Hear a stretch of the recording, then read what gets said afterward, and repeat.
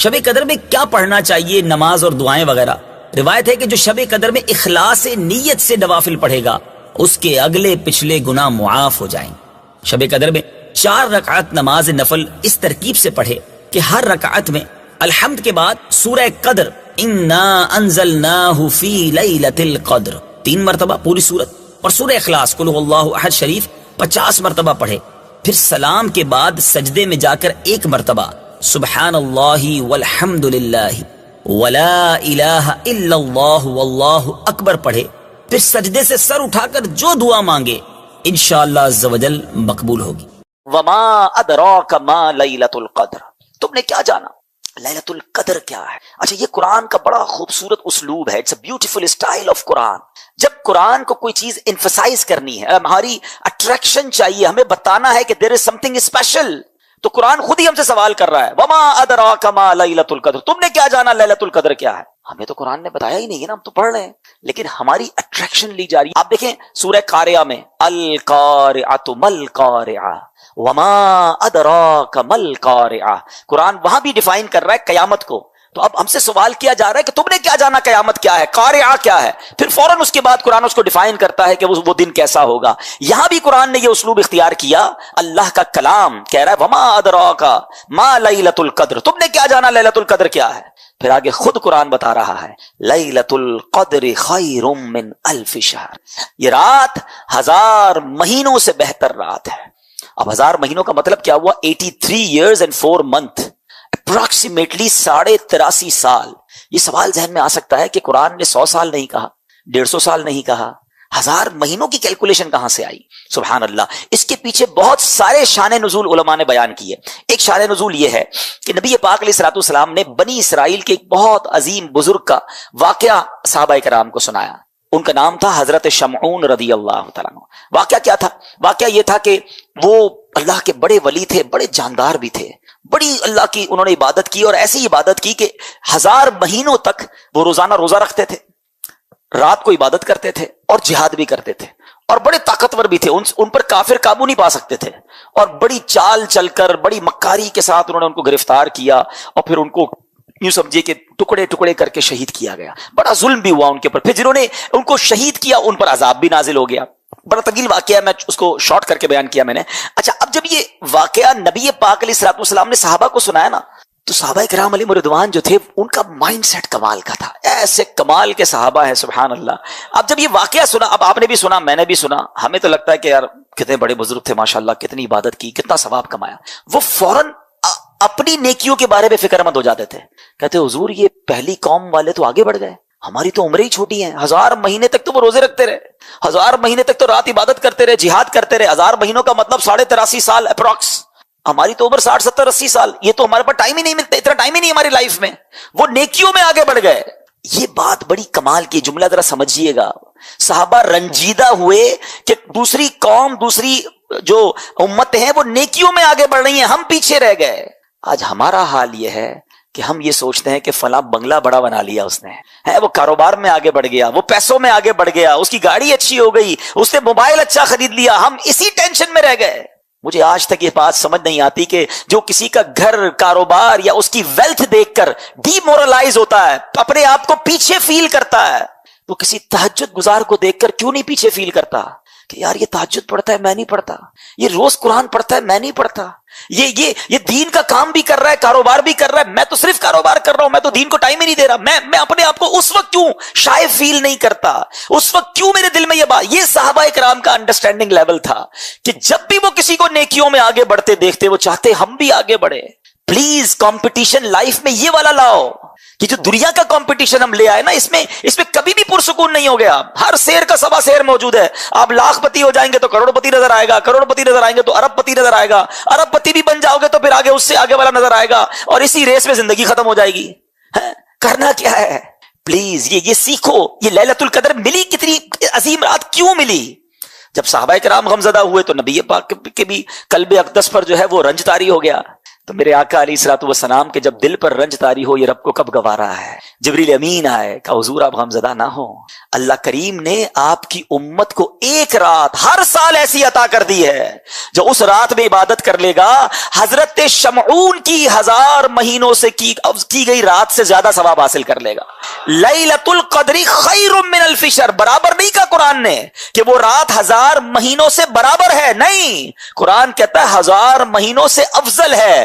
افضل کتنا ہے وہ رب جانے، اس کی عطائیں جانے، اور یہ وہ نارمل 1000 مہینے نہیں ہیں کہ ایک بندہ 1000 مہینے زندہ رہ کر نمازیں پڑھتا رہا، اس کے برابر نہیں، یہ وہ حضرت شمعون جو 1000 مہینوں تک روزے رکھتے رہے، 1000 مہینوں تک عبادت کرتے رہے، جہاد کرتے رہے، شہادت کا مرتبہ پایا۔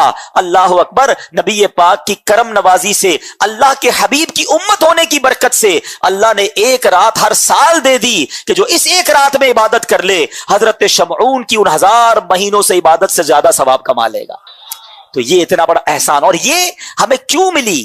یہ احسان مانو، احسان فراموش نہیں ہونا چاہیے۔ یہ سب کچھ ملا ہے نبی پاک کے صدقے، ایمان ملا ان کے صدقے، رمضان ملا ان کے صدقے، قرآن ملا ان کے صدقے، سچی بات تو یہ ہے رحمان ملا ان کے صدقے۔ وہ کیا ہے جو در مصطفیٰ سے ہم نے پایا نہیں ہے؟ جس کو اتنا کچھ نبی پاک کے صدقے ملا ہو، اس کی تو زندگی ان کی محبت میں گزرنی چاہیے، اس کی تو زندگی ان کا گن گاتے ہوئے گزرنی چاہیے، ان کی سنتوں پر عمل کرتے گزرنی چاہیے۔ اب سمجھ لو یہ کتنی بڑی رات ہے۔ بٹوین دوز 5 نائٹس کوئی ایک رات شب قدر ہے، تو ہم نے ان 5 راتوں میں کمر بستہ ہو جانا ہے۔ دن کو ریسٹ کیجئے گا، دن بیزی نہ گزاریں کہ رات تھک جائیں۔ ان 5 راتوں کو پلان کیجئے کہ ہم دن میں ریسٹ کریں، رات پوری جاگیں، لیکن کوشش کریں کہ یہ رات فضول باتوں میں نہ ہو۔ اچھا، اس رات ایک اور کام بھی آپ نے کرنا ہے کہ آپ 5 راتیں صدقہ کریں، بے شک کچھ بھی کریں، جس کی جتنی حیثیت، 50 روپے کرے، 100 روپے کرے، 1000 کرے، لاکھ کرے، 5 راتوں میں کچھ صدقہ ضرور کر دینا۔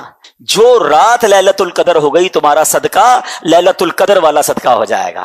تو یہ آپ بیپاری لوگ بیٹھے ہیں، کاروباری لوگ بیٹھے ہیں، پلان کریں نا، ان 5 راتوں کو پلان کریں کہ وہ کون کون سی عبادت، جن کے والدین کی قبریں قریب ہیں، پاسبل ہے جانا، 5 راتیں قبرستان چلے جائیں، تو ماں باپ کی قبر پر جانا لیلۃ القدر میں جانا ہو جائے گا۔ تو اب آپ سوچتے جائیں کہ میں اس رات کو کیا کیا ایسا کر سکتا ہوں کہ ان 5 راتوں میں سے جو رات لیلۃ القدر ہو، انشاءاللہ میری وہ رات، وہ عبادت جو ہے وہ لیلۃ القدر میں کاؤنٹ ہو جائے۔ غور کریں کہ ہم کتنے سجدے کرتے ہیں تراویح میں؟ 20 رکعتیں 40 سجدے، 17 رکعتیں عشاء کی ملا لیں تو مزید 34 سجدے، 74 ہو گئے۔ مغرب بھی رات میں نماز آتی ہے، تو جو مغرب کے 3 فرض، 2 سنت، 2 نفل، اوابین بھی اللہ توفیق دے پڑھ لے تو یہ کتنے ہو گئے؟ 18 سجدے۔ سبحان اللہ، عدد کتنا پیارا بنا کہ جو مغرب پوری پڑھے، عشاء پوری پڑھے تو ایک رات میں 92 سجدے کرتا ہے۔ 92 کا عدد بھی سرکار دو عالم علیہ الصلوۃ والسلام کے مبارک نام کا عدد ہے، اس سے انشاءاللہ 92 گھر روزانہ جنت میں وہ کما رہا ہے۔ اور صرف جنت کے محل نہیں، آقا فرماتے ہیں ہر سجدے پر 1000 نیکیاں بھی ملیں گی، 92,000 نیکیاں ہو گئی۔ پھر فرمایا ہر سجدے پر جنت میں ایک درخت بھی لگا دیا جائے گا۔ اب کسی کو یہ کہیں یار رمضان میں 20 رکعتیں تراویح کی پابندی سے پڑھو، جیسے ہی مہینہ ختم ہوگا تو میں ڈیفینس میں ایک بنگلہ دے دیا جائے گا۔ بندہ کہ یار صرف تراویح سے بنگلہ ملے گا تو تہجد بھی پڑھ لیتا ہوں، ساتھ کی پلاٹ بھی دے دیں، ملے تو ہم سب کرنے کے لیے تیار ہیں۔ نبی کے وعدوں پر یقین رکھو نا، ہر سجدے پر آپ کو جنت میں ایک محل مل رہا ہے، تو کیوں 8 تراویح پڑھ کے کوئی چلا جاتا ہے، کوئی 12 تراویح پڑھ کے چلا جاتا ہے، کوئی تراویح نہیں پڑھ رہا ہے؟ نہ کریں ایسا۔ دیکھیں رمضان کی یہ راتیں گھومنے پھرنے کھانے پینے کے لیے نہیں ہے، یہ عبادتوں کے لیے ہیں، یہ اللہ کو راضی کرنے کا مہینہ ہے۔ اس مہینے میں حاصل کر لو جو حاصل کرنا ہے۔ نبی پاک کی حدیث سے سمجھو رمضان کیا ہے۔ میرے آقا علیہ الصلوۃ والسلام فرماتے ہیں اگر اس امت کو معلوم ہوتا کہ رمضان کیا ہے تو یہ تمنا کرتے کہ سارا سال ہی رمضان ہو۔ آپ دیکھیں کچھ لوگوں کا سیزن آتا ہے، بہت سارے یہاں کاروباری لوگ بیٹھے ہیں، ہر کاروبار کا ایک سیزن آتا ہے۔ آج کل آپ کو درزی بڑے بیزی ملیں گے، خاص طور پہ آخری عشرے میں۔ اچھا اب ان کو کہیں چلو یار کہیں گھومنے پھرنے چلتے ہیں، کہ نہیں بھائی رمضان کا سیزن لگا ہوا ہے، عید کے بعد جدھر بولو گے چلیں گے۔ بقرعید کے دنوں میں کسی کسائی کو گھما پھرا کے دکھا دو، نہیں بھائی یہ تو دن آئے، پورا سال انتظار تھا بقرعید میں۔ ہر آئٹم کا آتا ہے نا سیزن، مثال کے طور پہ گرمیاں آتی ہے تو کولر والے اے سی والے بیزی ہو جاتے ہیں، سردیاں آتی ہے تو بلینکٹ والے گیزر والے، ہر کاروباری کا ایک سیزن ہوتا ہے۔ وہ سیزن میں کیا کہتا ہے اپنے دوستوں کو، یار سیزن کے دن ہے، گھر والوں کو بھی کہتا ہے، کوئی مجھ سے ایکسٹرا کام مت کہنا، دوستوں کو کہتا ہے بھائی میں ٹائم نہیں دے سکوں گا، بس یہ 10 15 20 دن مہینہ سیزن کا گزار لو، پھر انشاءاللہ جو بولو گے کریں گے۔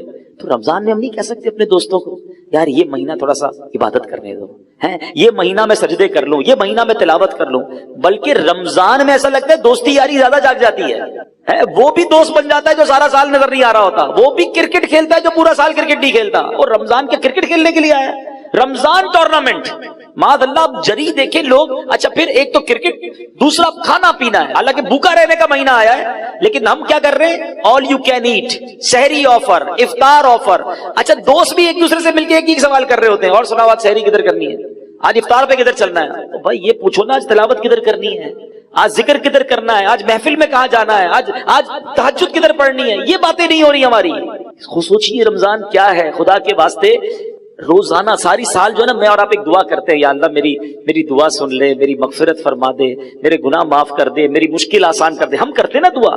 آپ کو پتا ہے حدیثوں میں یہ مضمون ملتا ہے کہ رمضان کی راتوں میں آسمان سے آواز لگائی جاتی ہے کوئی مانگنے والا کہ اس کی مراد پوری کر دی جائے، ہے کوئی مغفرت کا سوالی کہ اس کا سوال پورا کیا جائے، ہے کوئی توبہ کرنے والا کہ اس کی توبہ قبول کی جائے، ادھر سے آفر ہے، اور ہم غفلت میں یہ راتیں گزار رہے ہیں۔ تھوڑے دنوں پہلے سوچ رہے تھے چاند دکھے گا، رمضان آئے گا، ہم عبادت کریں گے، ابھی تو سوچ ہی رہے ہیں۔ پلیز دیکھو پچھلے رمضان میں کئی لوگ ہمارے ساتھ تھے جو اس بار نہیں ہے، کیا پتا اگلے رمضان میں ہم نہ ہوں۔